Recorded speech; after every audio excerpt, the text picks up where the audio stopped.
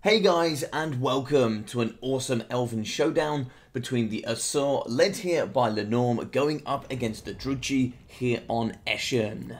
So at the front, we are going to have the line of 3 units of Bleak Swords, backed up on the flanks of the double units of the Dread Spears. In the middle pocket, 2 units of the Dark Shards, going to be backed up here by the Bolt Fiends. So the Regiment of Renown here going to have 145 range rather than 125. On the middle flanks, we are going to be having the Blackheart Corsairs here, backing up the Bolt Fiends, giving them some good armor and bonusless infantry in the middle. In the backside, we are going to have the beautiful pink here coming forward from the Hellebroni with those poison-tipped spears. In the back right, we are going to be having the armor piercing of the Cold One Dread Knights, bringing that 120 armor to the battlefield, but they are going to be rather slow, so they've got to be a little bit considerate there because they can also rampage. Those primal instincts can be a bit of a nightmare. In the backside, we are going to have some Harpies. These bad boys aren't quite as fast as Furies, but they are pretty good melee combatants. 38 melee defense is rather strong indeed. In the middle, we are going to have some Hagenarth Executioners, bucket loads of anti-infantry, armor piercing, and good armor stats here, bolstered by the Murderous Mastery, making them very powerful indeed. For the Lord Choice, we are going to be having Malekith here on his Cold One, and he's going to be bringing the spells today of the Soul Stealer, alongside the Power of Darkness, and at the Gaze of Malice. We're also going to be having Stand Your Ground, bolstering all those leadership, and then also melee defense stats. So for the Asur here, going nice and wide, we're now going to have Silver Helms backed up by Illyrian Reavers on both flanks. At the front, we are going to be having the triple White Lions of Trace. These bad boys are going to be having 90 armor bolstered by 30 missile resistance. They can take quite a bit of damage indeed. Bucket loads of armor piercing thanks to those ginormous great axes, which are going to be just delving through all that armor. Spearmen on the flanks giving some bonus versus large, and then in the pocket we are going to be having 3 units of archers and 2 units of the Lothern Sea Guard. In the front, for the Lord Choice on an Eagle here, we are going to have the Archmage of Life. She's going to be bringing Life Bloom alongside the spells of the Dwellers Below, and then also Earthblood. Also in the sky, which is going to make Falcon very happy, we're going to be having the Frostheart Phoenix. This bad beast will get the ward save thanks here to the ability of Attune to Magic, which will also give magic damage there to itself. We're also going to be having the Blizzard Aura, which I think has been buffed. I'm not too sure. Maybe it hasn't changed too much, but you know, certainly going to be some good debuffs there in a 35-meter radius.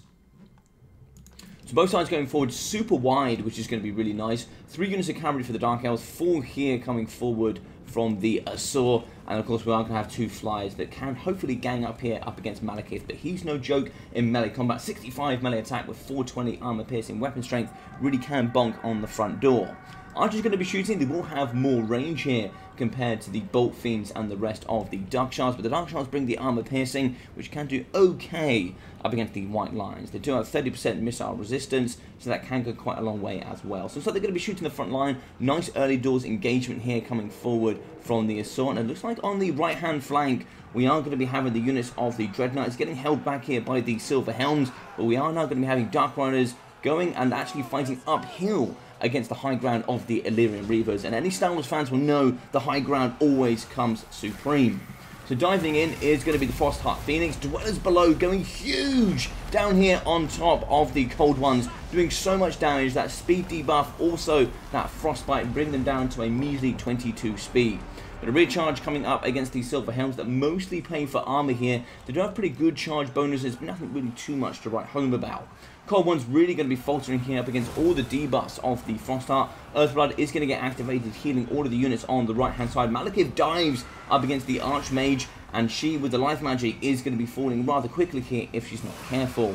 At the top, we are going to see a Soul Stealer in the pocket, going to be catching quite a few units that will also help heal up against Malekith. So lovely stuff at the top. Looks like we're also going to see a spell here to do some pretty decent damage. And there, the Cold One Dread Knights down to 26 models. In the middle of the White Lions, they are going to be getting shot. The one on the right side there losing quite a few models, down to 60, down to 59. The health really is looking quite dire. The White Lions of Trace, though, are going to be fighting against Hagenarth Executioners, which is not going to be very good there for them. Now, they don't have many shields, only relying on armor there to kind of buffer all of the ranged missiles coming forward here from the Asur. Spearmen in the backside need to get forward here to protect up against those archers. Really want to see them pull through the Loft and Seaguard that have a much higher melee defense and should be able to hold back up against these Harpies. In the middle, looks like they're going to be shooting up against the Blackheart Corsairs. 80 armor is certainly formidable, but not up against all this mass range. Going to be diving forward here. Looks like we are going to get the Murderous Mastery and the Murderous Prowess here, getting a faction-wide activation there for the Dark Elves. As we dive forward here with the Frostheart Phoenix, going to be coming in and trying to see if we can take down some of these Blackheart Corsairs. So really good work from the Norm so far, really utilising the Illyrian Reavers and the Silver Helms and ganging up on this right side to do some really good damage indeed. Now, the Archmage is going to get away, but not without any, kind of punishment here. It has gone down by at least a third HP. Malekith certainly has come in and brought the paddle with him. So, Illyrian Reavers and the Silver Helms are going to have to back off here up against the Dark Riders, and they're going to be bolstered here. I can't quite see that Spearman there, so some of the Dread Spears getting in and doing some of that bonus first large damage. In the middle, on the right-hand flank, Spearman going to be holding off quite a contingent here of the Druchii. We see some of the Hellebronai charging forward. Those poison-tipped spears are going to be devastating up against the Silver Helms and all of the cavalry here from the Asur. In the middle pocket, we're going to dive down here with the Frosthearts, and we're going to be debuffing all of the Hargonath Executioners as we dive in here with the heavily armoured cavalry. We do see that they're going to be looking rather low here. Frostbite as well, slowing them, preventing them from catching up against the Loft and Seaguard. Spearmen also going to be closing in the doorway, preventing them from getting into the backside here up against all these archers. Balance of power here is going to be rather even. It was tipping into the favour of the Assault, but the Dark Elves really are getting back into this quite nicely. We see some of the Dark Rider and some of the Harpies in the backside. They need to get activated a little bit quicker here, getting around the backside here, pushing off some of these broken units and really utilising that mechanic. In the middle, we are going to be shooting with the Dark Shards, firing into the pocket. They'll do some really good damage here up against the Spearmen. Even with Silver Shields, they still should have some good AP to punch through quite nicely. Malekith's going to be charging here up against the Frostheart. Looks like Soul Stealer is going to go down in a very nice pocket, catching 4 units, now 5 units of the Asur, and that's going to be devastating there on the balance of power. Harpies in the back going to be fighting up against the archers. They're going to be diving down, just ferociously tearing through all of these light armoured archers, and they have absolutely no weapons here to protect themselves up against the fury of these Harpies. So we see the Illyrian Reavers charging into the backside, hopefully trying to break them. It looks like we do get the break there, so nice work coming forward here from the Frostheart. That terror really does go quite far. And reducing the backside, the Archmage probably wants to get down and dirty here. It's going to be quite expensive units. Getting it up against the Dark Shards would be quite nice. Preventing them from shooting, certainly pushing off some of these Spearmen is going to be quite handy. Silver Hounds here are going to be diving into the backside, kind of wavering up against the Bleak Swords, but the Dread Spears are going to be pushing forward, and yeah, there'll be a bit of a nightmare here in the middle. In the backside, the return of the White Lions break down some of the Bleak Swords, and now we're going to be moving away here quite nicely with the Silver Helms. Don't really want to engage up against all these Dread Spears. Over on the right, we are going to be running Loft and Seaguard, backed up by some White Lions and Spearmen. Looks like all of the Bleak Swords and the cheap units now are going to get pushed off the edge of the map. But the return of the Dark Shards is going to bring a bucket load of armor piercing. But it looks like they're going to be turning and burning here on the Loft and Seaguard. Pretty good choice here. Getting rid of that range is going to be quite handy. But it looks like they're going to be turning their back here up against these Silver Helms, who should get a nice juicy charge. They are going to be rather exhausted as cavalry does take quite a punishment there to their vigor, but this is going to be a juicy recharge as they get those lances low and they dive into combat, and that is Druchii everywhere. We can see the unfortunate Dark Shards that did not see that charge coming are going to be breaking. I'm very surprised they haven't shattered here, but they'll be getting moved off the map rather quickly. So we do see the mobility is more than going to be in the advantage here of the Asur. The Druchii do not have much left. A lot of the units that were broken are now going to be getting shot down or moved off with terror here from the Frostheart Phoenix. In the middle, some of the Illyrian Reavers are going to get to push into the back. We do see archers of the Loft and Seaguard shooting up against the Hellebronai and the Dark Shards as they're going to get pinned in place here by the very brave Spearmen of the Asur. We see Malekith is going to do some good damage here in the middle on his rider. He's going to certainly punch through with some very good splash attacks and lots of armor piercing. More Spearmen going to be kind of moving into this fluster in the middle and trying to hopefully pin them in place while the Dwellers below does all of the damage here. Actually, it looks like we're going to go for the heal instead. Looks like we're going to switch out there. A bit of an interesting one. I think actually the Dwellers below would have done quite nicely there. No, it looks like it's still going to be a Dwellers below, but it looks like it's going to be moved on top of his own units. So a bit of a heal, followed by Dwellers. It's not going to be good here for the Asur either, but it's going to be taking down the Dark Elves just closer and closer to army losses. So some of the Hardganath Executioners are going to return with 20 models. Maybe they can get back in, but I don't think here the Frostheart is going to allow them. No immune to psychology means the Terror will be quite a big play here in the later stage. We do see some of the Silver Helms and Archers in the backside. Going to be firing in the pocket. We actually see Soul Stealer going down on top of the Archmage, doing some really, really good damage. Got to be careful there. If you lose that Archmage, Balance of Power really will tip into the favour with Malekith looking so healthy. So he's going to be charging into the backside. Balance of Power pulling into the high elf favour. Archers are going to get clobbered here in the backside. They're going to get shredded to piece here by Malekith and his Cold One. But he's done enough work there. That fear really will go quite far.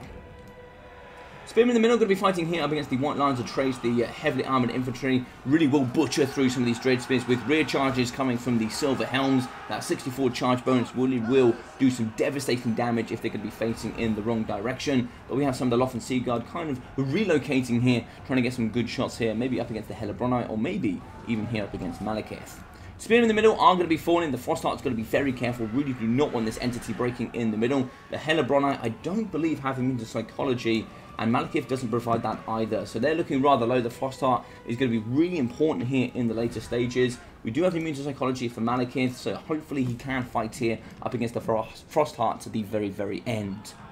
In the middle, we are going to have the Archmage of Life breaking down up against some of the Dark Shards. I think that's going to be the majority here of the Druchii dealt with. In the middle pocket, we have one unit of Dread Spears with that cycle charging from the double cavalry and the pin in place here. That hammer and anvil tactic working alongside the White Lines of Trace is really, really effective indeed. So Malekith is going to lose the support of the Hellebroni. They're going to get broken here thanks to the Frosthearts. That Terror is going to be so annoying with that mobility. And I think it's about 100 speed. So it's just going to be getting throughout the map very, very quickly indeed. In the middle, the Loth and Seaguard are going to be fighting against Malekith. A big bound into melee combat there. Those spears, though, could do some nice work. Malekith, I don't think he's too close to healing here. I don't actually know how to tell on the new system if he's going to be close to healing cap. Maybe you guys can let me know down low in the comments. But we do see here that Malekith is still going to be fighting. No presence of his healing cap so far, so Soul Stealer could do some nice stuff here in the end, but I think he's got to save it. All of the entities are coming together. You've got to wait for them to bolster around Malekith, and then hopefully get one big final hurrah here to break many, many units. But hopefully if we can hold off, we do see the Archmage is going to come in. A little bit of healing as well. This maybe could be the Soul Stealer as well. Are we going to see a Soul? Yes, we are going to see a Soul Stealer. I think that's a little bit premature. We have quite a few units coming in, some Archer Fire coming in over the top of Malekith as well. Soul Stealer is going to do some nice healing, but I don't think it's going to catch enough units. I think that will be the last Soul Stealer of the game. But Archers here, I'm pretty sure we could just spread out those units and just have these Archers firing. We have a lot of ammunition in the back pocket. Cycle charging as well with the Illyrian Reavers if things do get a little bit too dicey. But we do find Malekith getting lots of damage taken here by the Frostheart. That armor piercing and 40 charge bonus on 40 melee attack will do quite nicely. Slowing him here in the middle. We do have stand your ground. Just leave while that's going to be going off. No need to fight him here when he is going to be bolstered in the melee department. So we have the Archmage and the Frost, and if we manage to get some cycle charging on both sides, we should be able to finish him off here rather quickly. Balance of Power are going to be pulling further and further into the favour here of the Asur. And sadly here, I don't think Malekith is going to have it. Here is probably where he wanted to save perhaps another Soul Stealer, but it looks like that is going to be the end of the game. GG's and well played here to DBD Lenorm. Thank you very much for sending this in, my friend. I really appreciate that. Enjoyed casting this one. 1,500 for the Archmage of Life, 711 for the Frostheart Phoenix, with 980 and 1,200 for the Silver Helms. 855 and 600 from the Illyrian Reavers. Very, very good utilization there from the mobility. So 644, 350 and 450 there for the White Lines of Trace. Having that missile resistance and good armor stat is really good up against the Dark Elves. It really can negate all of their Dark Shard kind of armor piercing prowess. 616, 1,084 for the Loth and Seaguard, with 130 and 250 for the Spearmen, and Archers coming at 475, 650 and 400. So for Malekith, 2,340, he's very powerful indeed. Soul Stealer still looks rather strong as well. 730 there for the Cold One Knights, getting shut down by the Dwellers Below was rather strong there in the early doors. Debuffing them as well with the Frostheart really can be quite painful for such an expensive unit. 670 there for the Hagenhaft Executioners. Only 370 though for the Bolt Fiends. A bit surprised. I think they're around 900 gold cost. And that's a little bit of an unfortunate one there. So 750, 450 there for the Black Ark Corsairs. 640 for the Hellebroni. Really love this unit. I think it really is underutilized, and it can do very well in quite a few matchups. 550, 1,300 for the Dark Shards. That's a little bit more like it. That's kind of what you expect here from some of these, mass armor piercing range units. 300, 200 there for the Dark Riders. Very nice there from the Harpies. 550. I think they could have been utilized a little bit more. I found them in the air quite a bit. 2 or 3 of these actually could have been a bit of a nightmare here for the High Elves for sure. 370, 57 with 450, 130, and 450 there for the Dread Spears. So I really hope you guys enjoyed this one. If you did, please smash that like button. Feel free to leave a comment down below and subscribe if you haven't already.